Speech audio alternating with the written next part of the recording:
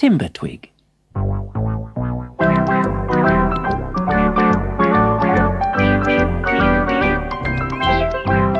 It was a clear autumn morning as the sun rose high above Wiggly Wood.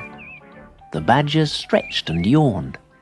The squirrels scurried around searching for nuts, and in the old gnarled oak tree, the brown leaves shook at the sound of Granny Knot's piercing voice. Timbertwig! Timbertwig! Are you awake yet? I want you to fetch me some mushrooms and toadstools. What? Right now? Said Timbertwig sleepily. Granny Knot burst into his bedroom. Yes, this very minute, or there'll be nothing to eat for dinner. Oh, all right then. Timbertwig kicked off his blanket of dry leaves. Come on, Abigail, let's go. Timbertwig dressed and picked up his hat, where Abigail, the magic spider, lived. As he put it on his head, he jolted Abigail out of bed, and she woke up with a start. What's going on? She cried. Good morning, Abigail. Who are you talking to? Said Granny Knot. Oh, it's that revolting spider, isn't it? Spiders should not be pets. Spiders belong in pies and puddings. She'll never make a pie out of me, thought Abigail, as she listened from the safety of Timbertwig's hat. If my magic didn't go wrong so often, I'd turn her into a fly and catch her in one of my webs. Be quick now, said Granny Knot, and be sure to bring back some tasty toadstools and some mouldy mushrooms.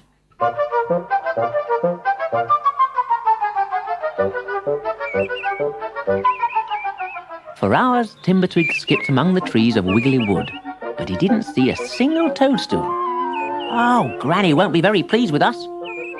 Abigail lowered herself onto the brim of his hat. Well, we can't go back with our 10 hands empty. So they went on searching, laughing and joking as they wandered deeper and deeper into the wood. Suddenly, they stopped in their tracks. In the distance, someone was crying. Oh dear, exclaimed Abigail. It sounds as if somebody needs help. Yes, it's coming from over there, said Timbertwig. Let's hurry. We can take a shortcut through this valley. No, cried Abigail. Look at the sign. Timbertwig read the notice standing at the entrance to the valley. I can't quite read the middle word, he said. Beware of the, something trees. It looks as if we'll have to take the path over Bluebell Bridge. As Timbertwig ran through the woods towards Bluebell Bridge, the sobbing got louder. But when he paused for breath halfway across the bridge, the crying stopped. Perhaps we scared it away, said Abigail. I hope not, said Timbertwig. I'll try calling. Hello? Is anyone there? But there was no reply. Well, is nobody there? He called. Yes, nobody much is here, a voice replied. So please, leave me alone. But we've run all this way to help you, said Timbertwig, as he scrambled down the bank and peeped under the bridge. A miserable-looking creature was sulking by the edge of the river. Hello, my name's Timbertwig. That's a nice name, the stranger sniffed. I'm Dennis. Well, that's a nice name too, replied Timbertwig. Dull, dreary, down in the dumps, Dennis. That's what they call me. Oh, sorry, said Timbertwig. But why? I don't need a reason. Dennis sniffed again. Ever since I can remember, I've been sad. I don't know what it's like to be happy. But it's so easy, cried Timbertwig.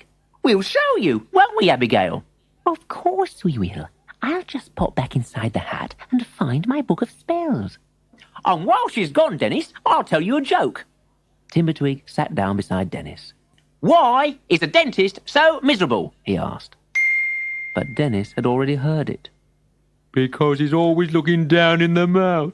People used to call me Dennis the dentist for that very reason. Oh, no. And Dennis began to cry again. Abigail appeared from her little door in Timbertwig's hat. In one hand, she clutched her blue book of spells. In another, her magic wand. Abigail is a magic spider, Timbertwig explained. She can bring you anything you wish for. Surely that will make you happy, Dennis. Think hard and tell us what you would really like. I'll try, sniffed Dennis. I'd like an apple pie, please. An apple pie it shall be, said Abigail, thumbing through her book of spells. Now, let me see. Other puddings and cakes. Ah, here we are.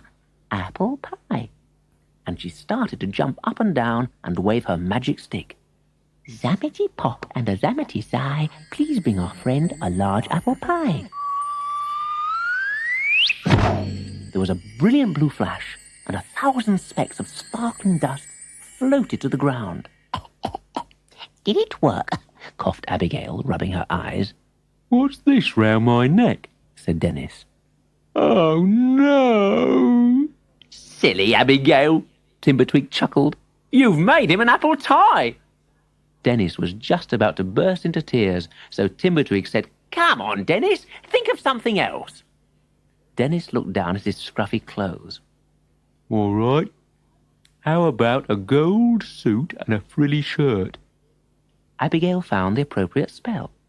A zappity zoot and a whistledy wort, a natty gold suit and a frilly shirt. This time, there was an even brighter blue flash. But before the dust could clear, Dennis caught sight of his reflection in the river and screamed, Oh, no! It's all gone wrong again! I'll never be happy! And he ran away into the woods to hide. Abigail, what's happened? Asked Timbertwig as the magic dust settled. You haven't made him vanish, have you? Abigail peered at her book. Oh dear, I really must have my eyes tested. Instead of a natty gold suit and a frilly shirt, Well, what have you given him? a tatty old boot and a frilly skirt. No wonder he ran away, said Timbertwig. Come on, we must find him. Timbertwig and Abigail rushed through Wiggly Wood, following Dennis's footprints. The footprints led right to the valley with the warning notice. They stopped again to try and read it. But suddenly they heard a terrible scream from the valley. Oh, please, no, stop! It's Dennis, and he sounds as if he's in awful trouble. Hurry! As they ran, the screams grew louder. But when Timbertwig and Abigail finally found Dennis, they couldn't believe their eyes. He was rolling around on the floor while the twigs of the trees poked and prodded him. Oh, stop it, please! Oh, no more! Now I know what the word was on the sign, cried Timbertwig. It said, beware of the tickling trees. Finally, the trees stopped tickling Dennis. He caught his breath and wiped the tears from his eyes. Why are you laughing? He asked. Did the trees tickle you too? No, it's your skirt. Oh, you look so funny, laughed Timbertwig helplessly. And I feel so happy, said Dennis. For the first time in my life, I've learned how to laugh. And it's all thanks to you.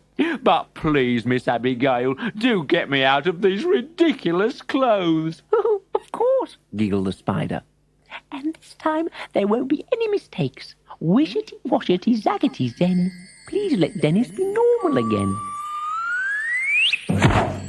When all the blue dust had settled, there stood Dennis, just as he had been before, but smiling. At that moment, Timbertwig felt several taps on his shoulder.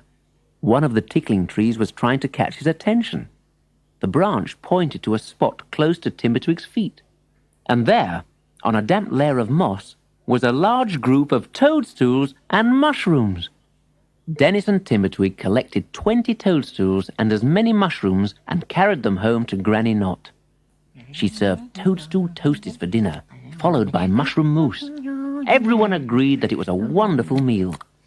Dennis said it was a perfect end to a perfect day. You see, I didn't just find happiness, he said, giving Granny Knot a big kiss. Oh, you naughty Dennis. I found 3 good friends as well.